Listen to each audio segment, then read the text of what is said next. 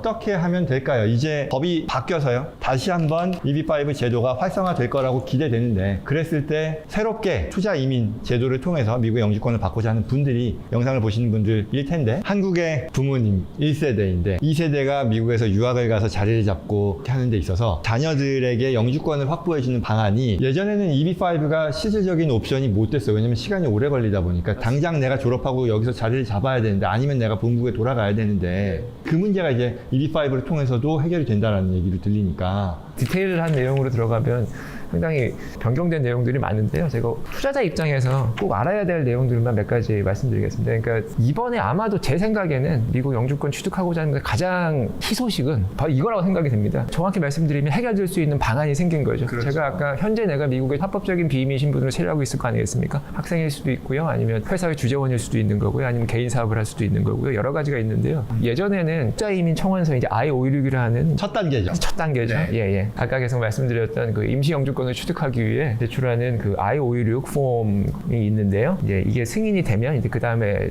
이민 절차를 이제 진행하는 건데요. 과거에는 I-6 폼이 승인이 되어야 미국 내에서 영주권 신분 조정 신청을 하는 I-485 서식을 제출할 수가 있었습니다. 이제 이번 법안이 통과되기 이전에는 I-516이 승인되어야 485를 접수할 수 있었는데요. 지금 그게 바뀌어서 동시 접수가 가능해졌습니다. 그 말은 뭐냐면, 예전에는 516 승인이라는 게 짧은 시간을 소요해서 되는 경우도 있지만 2년 이상 막 걸리고 이런 경우도 많았었거든요. 그러면 미국에 다른 신분으로 체류하고 있다고 해도, 합법적인 비이민 신분으로 체류하고 있다고 해도 I-516이 승인되지 않으면 I-485 접수가 불가했는데, 지금은 내가 미국에 합법적인 비이민 신분, 뭐 그게 학생 신분이 되었건 아니면 비이민 취업 비자로서 들어갔건 합법적인 신분으로 체류하고 있으면 I-516과 I-485를 동시에 접수를 할 수 있게 되어서, 그 뜻은 뭐냐면 I-485를 접수하면 거기에 다른 베네핏이 따라 나오거든요. 워크 퍼미트 받을 수 있고요. 어드밴스 페어라고 하는 여행 허가도 받을 수 있습니다. I-485 접수에 따르는 베네핏을 법이 개정이 되면서 I-516과 동시에 접수함으로써 516이 이미 심사하고 있는 동안에도 내가 여행 허가서나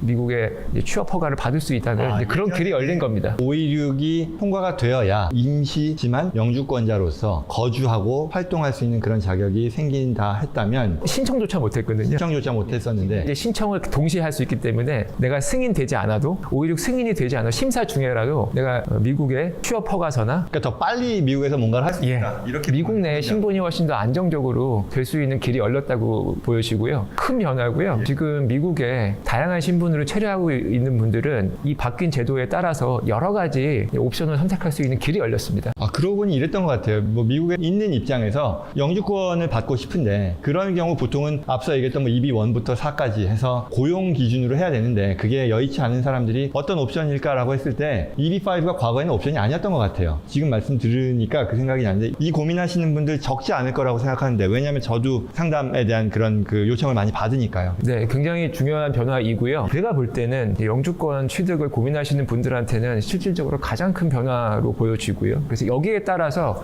여러 가지 다른 이슈가 파생될 수 있는데, 현재는 법안이 통과만 되었고 아직 이민국으로부터 구체적인 가이던스가 나오지 않았습니다. 이제 구체적인 가이던스가 나오면 그걸 바탕으로 해서 앞으로 어떤 식으로 어드바이스를 해야 될지도 방향이 잡힐 것 같은데요. 나의 현재 신분에 따라서, 그러면 나는 투자 이민이 나한테 맞는 방향인 것 같은데, 그럼 나의 현재 신분에 따라서 투자 이민을 하는 게 좋을 것 같은데 동시 접수가 가능하겠으니, 그럼 나의 현재 신분은 어떡하지? 현재 신분에서 동시 접수에 따르는 어떤 충돌을 발생하지 않는가? 이런 여러 가지 이슈가 나올 수 있습니다.